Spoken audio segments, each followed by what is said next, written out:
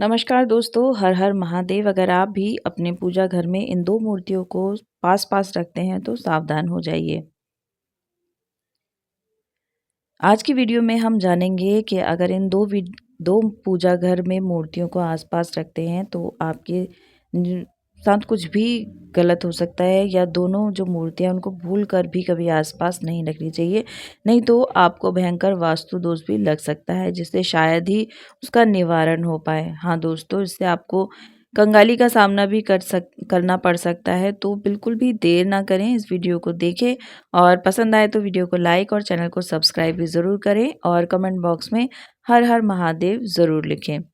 तो दोस्तों, हमारे हिंदू धर्म में प्रत्येक घर में भगवान का एक पूजा स्थल ज़रूर होता है, या फिर यूँ कह लो कि एक छोटा सा प्यारा सा भगवान का मंदिर हमारे घरों में ज़रूर होता है, जहाँ हम प्रतिदिन अपने प्रभु की पूजा अर्चना करते हैं। तो दोस्तों, जहाँ पर हम भगवान को नहलाते हैं, उनको कपड़े पहनाते हैं और उनको चंदन लगाते हैं, उनको भोग लगाते हैं, और यह हम कार्य नित्य करते हैं, क्योंकि मित्रों हमारे घर में बनाया हुआ जो पूजा का स्थान होता है वह एक ईश्वर से संपर्क करने वाला होता है। हमारे घर के का मंदिर एक माध्यम होता है प्रभु से हमारा संपर्क को जोड़ने का। जिससे कि पूजा घर जब होता है तो उसमें एक सकारात्मक ऊर्जा आती है। अगर वहीं हम कुछ गलती कर देते हैं तो उसमें सकारात्मक की जगह नकारात्मक ऊर्जा का संचार होने लग जाता है। तो दोस्तों, हमारे घर में मौजूद देवी देवता की जो मूर्तियां भगवान से चिंतन करने का सबसे सरल उपाय है कि भगवान के सामने, उनकी मूर्तियों के सामने उनसे बातें करते हैं, उनकी पूजा अर्चना करते हैं, उनका ध्यान करते हैं, जिसके द्वारा हम अपने इष्ट देव से अपनी मनोकामनाएं जाहिर करते हैं। मगर दोस्तों, अक्सर कई बार आप लोगों ने देखा होगा कि पूजा का आपको सही फल नहीं मिल पाता है। अपने भगवान की खूब सारी पूजा अर्चना की, उनके सामने आपने जो भी कर सकते थे वो ज़रूरत पूरी करी, आपने सब कुछ किया, लेकिन फिर भी आपको पूजा का पूरा फल नहीं मिलता। आपके घर में पूजा घर होने के बावजूद भी आपके घर में सुख शांति नहीं है। आपके घर में प्रत्येक सदस्य के बीच लड़ाई झगड़े हो रहे हैं।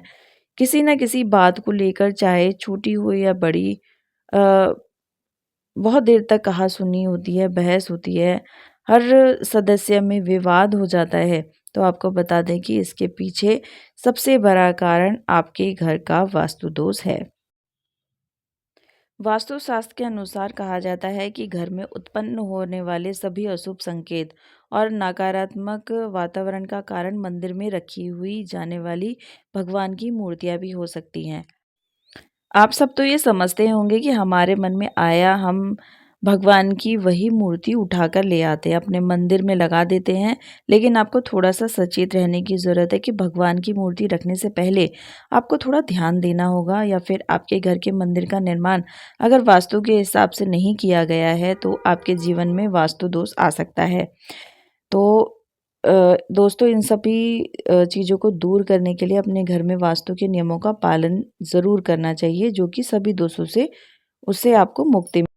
वास्तुशास्त्र में कुछ ऐसी विधि विधान और नियम बताए गए हैं। अगर आपने यह नियम एक तो शास्त्रीय या वैज्ञानिक दोनों ही आधार पर बनाए गए हैं। यदि आप नियमों को अच्छे से पालन करें तो आप पर सदैव भगवान की कृपा रहेगी और आपके घर में हमेशा सुख शांति बनी रहेगी। तो चलिए फिर उन नियमों के बारे में जान लेते हैं कि किन देवी देवताओं की मूर्ति हमें अपने घर में रखना वर्जित है, या फिर किन देवी देवताओं की मूर्ति हमें अपने घर में एक साथ नहीं रखनी चाहिए। किन देवी देवताओं की मूर्ति साथ में रखना बहुत ही ज़्यादा शुभ फल देती हैं। तो सबसे पहले हम जान लेते हैं कि घर के मंदिर में आखिर में कौन-कौन से देवी देवताओं की मूर्तियां अवश्य ही रखनी चाहिए। तो दोस्तों, बात करते हैं इसमें सबसे पहले गणेश भगवान जी की। तो गणेश भगवान की मूर्ति, जैसा कि आप सभी जानते होंगे कि गणेश जी को प्रथम पूजनीय कहा जाता है। तो गणेश जी को विघ्नहर्ता भी कहते हैं। तो इसके लिए आपके घर के मंदिर में गणेश जी की मूर्ति होना बहुत ही ज़रूरी है। आपको यह बात अवश्य ही जान लेनी चाहिए कि गणेश जी की तस्वीर पूजा घर में कभी भी एक से अधिक नहीं होनी चाहिए। दोस्तों, विशेष तौर पर अगर गणेश जी की तस्वीर ऐसी हो जो कि माता लक्ष्मी के साथ हो, तो उनके बाईं तरफ ही विराजमान हो। यह बहुत ही ज़्यादा अच्छा माना जाता है, क्योंकि दोस्तों ऐसी मूर्ति घर में सभी विघ्न और सभी परेशानियों को ख़त्म करती है और नकारात्मकता हटा के सकारात्मकता लाती है। नेक्स्ट बात है कि दूसरी प्रतिमा की और खुद माता लक्ष्मी जी की प्रतिमा होती है। दोस्तों धन और समृद्धि की माता लक्ष्मी प्रतीक मानी जाती हैं। अगर आप चाहते हैं कि आपके घर में धन और सुख समृद्धि आती रहे, तो आपके घर के मंदिर में माता लक्ष्मी की मूर्ति अवश्य रखनी चाहिए। मगर आपको एक बात पता होनी चाहिए कि घर के पूजा स्थान में माता लक्ष्मी की अकेली तस्वीर घर में वास्तु के लिए होती है और ये शुभ भी नहीं होती है। इसलिए इस बात का ज़रूर ध्यान रखें कि माता लक्ष्मी की मूर्ति या तस्वीर लेने जाएँ तो माता लक्ष्मी के साथ भगवान नारायण की तस्वीर भी होनी बहुत ज़रूरी है। क्योंकि दोस्तों जगत का पालन करने वाले भगवान नारायण है और वो लक्ष्मी जी के पति हैं। तो किसी भी घर में अगर विष्णु जी नहीं होते हैं तो वहाँ पर लक्ष्मी जी भी नहीं आती हैं। और अगर माता लक्ष्मी को रख रहे हैं तो भगवान नारायण भी साथ होने चाहिए, जिससे कि आपको पूरी तरह से नारायण जी की और लक्ष्मी जी की पूरा आशीर्वाद और कृपा प्राप्त होगी। अगर आप पहले भगवान विष्णु फिर माता लक्ष्मी की पूजा करेंगे तो ऐसे में माता लक्ष्मी साथ साथ भगवान नारायण की आपसे ज़्यादा ही प्रसन्न हो जाएंगी अगर आप नारायण की पूजा पहले करते हैं। तो आपको माता लक्ष्मी और भगवान गणेश जी की संयुक्त रूप से पूजा करनी चाहिए। तीसरी तस्वीर की बात करें तो संकट मोचन हनुमान जी की प्रतिमा ज़रूर लगानी चाहिए हमें अपने घर के मंदिर में। आप चाहे तो तस्वीर या मूर्ति रूप में ला सकते हैं। तो घर के सभी वास्तु दोष, घर के लड़ाई झगड़े सभी खत्म हो जाते हैं। अगर हम इसके साथ ही कोई घर में कोई संकट आने वाला हो या फिर कोई दिक्कत आने वाली हो तो संकट मोचन हनुमान जी यानी कि बजरंगबली की कृपा से उनकी पूजा करने से हमारे घर के सभी कष्ट टल जाते हैं और दूर हो जाते हैं। दोस्तों इसी के साथ ही आप इस बात का भी ध्यान रखें कि हनुमान जी की आपको हमेशा बैठी हुई मूर्ति ही पूजा स्थल में रखनी चाहिए। इससे घर में सदैव सुख समृद्धि और सुख शांति बनी रहती है। दोस्तों अब बात कर लेते हैं चौथी तस्वीर की या फिर मूर्ति की। भगवान राम दरबार की तस्वीर आपके घर में ज़रूर होनी चाहिए। दोस्तों अगर आप चाहते हैं कि घर के सभी के बीच में सदैव प्रेम और विश्वास बिल्कुल बना रहे तो घर में एक पारिवारिक झगड़े ना हो वो सब ख़त्म करने के लिए आपको अपने घर के मंदिर में राम दरबार वाली तस्वीर अवश्य लगानी चाहिए। तो यह मूर्तियाँ आपको पूजा घर में अवश्य अवश्य ही रखनी चाहिए। इसके अलावा आप जिस देवी देवता की पूजा करते हैं, आपके जो इष्ट देव हैं, उनकी भी आप अपने घर की मंदिर में प्रतिमा या फिर तस्वीर रख सकते हैं।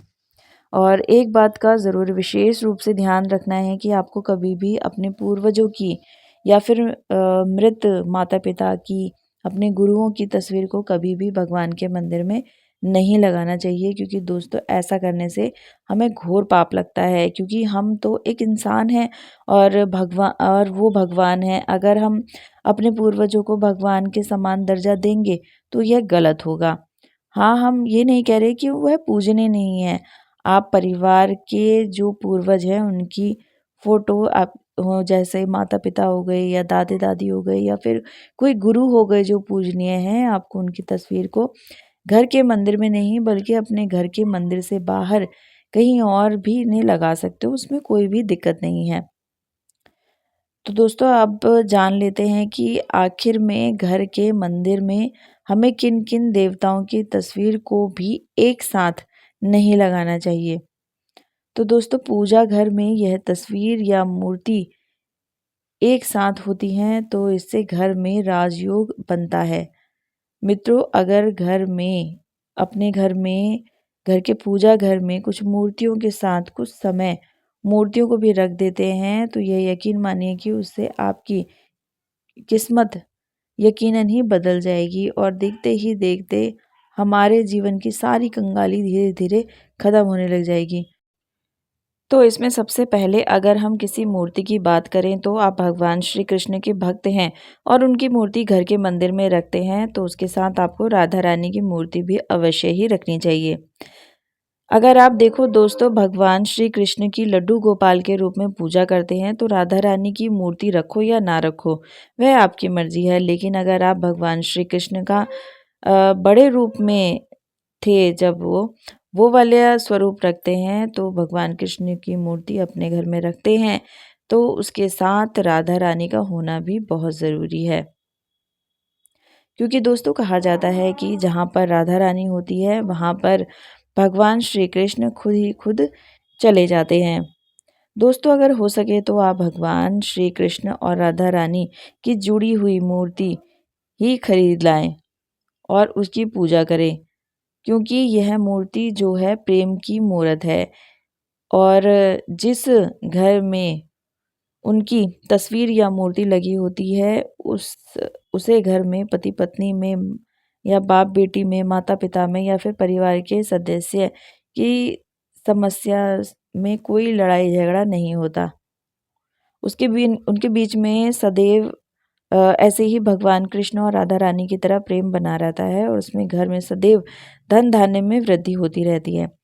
अब बात कर लेते हैं दोस्तों, किन भगवान की मूर्ति या फिर तस्वीर हमें साथ पूजा घर में कभी भी नहीं रखनी चाहिए। तो आपको बता दें कि पूजा घर में हमें कभी भी भगवान विष्णु और भगवान शंकर और भगवान ब्रह्मा की ब्रह्मदेव की तस्वीर एक साथ भूलकर भी नहीं लगानी चाहिए, ना ही कभी इन तीनों देवताओं की एक साथ पूजा करनी चाहिए। दोस्तों इसके पीछे भी एक कारण है कि तीनों देवताओं की पूजा पद्धति से अलग अलग होनी चाहिए, क्योंकि भगवान नारायण की पूजा तुलसी के पत्र के बिना अधूरी है। अगर आप भगवान विष्णु की पूजा कर रहे हैं, तो अगर आपने उस पूजा में तुलसी का पात्र नहीं रखा है तो समझो वह पूजा अधूरी ही मानी जाएगी। और भगवान भोलेनाथ पर कभी भी तुलसी का पात्र भूल कर भी नहीं चढ़ाया जाता। तो दोस्तों शास्त्रों में बताया जाता है कि ब्रह्मदेव की पूजा करना घरों में वर्जित है। ब्रह्मदेव की पूजा करना हमारे घर में अश्वेत है का प्रतीक है। और आपने देखा होगा कि कभी भी किसी भी घर में ब्रह्मदेव की कभी भी पूजा नहीं होती है। तो यह इसीलिए अगर आपके घर में इन देवी देवताओं की एक साथ प्रतिमा रखी गई है, तो अपने घर में तुरंत उसे हटा दिया जाए। और अगर आपको इन तीनों देवताओं की तस्वीर एक साथ अपने घर में लगाकर रखनी है, तो आप घर के मंदिर से इसे हटा दें। इन देवी देवताओं की तस्वीर कभी भी भूलकर भी एक साथ नहीं लगानी चाहिए। तो दोस्तों यह थी जानकारी जो आपको सदैव ध्यान रखनी चाहिए। ये बहुत ही महत्वपूर्ण जानकारी है। आपको यूट्यूब पर कहीं भी यह जानकारी अच्छी तरह से नहीं मिलेगी। जानकारी पसंद आई है तो प्लीज़ कमेंट में हर हर महादेव ज़रूर लिखिएगा। वीडियो देखने के लिए आपका बहुत बहुत धन्यवाद।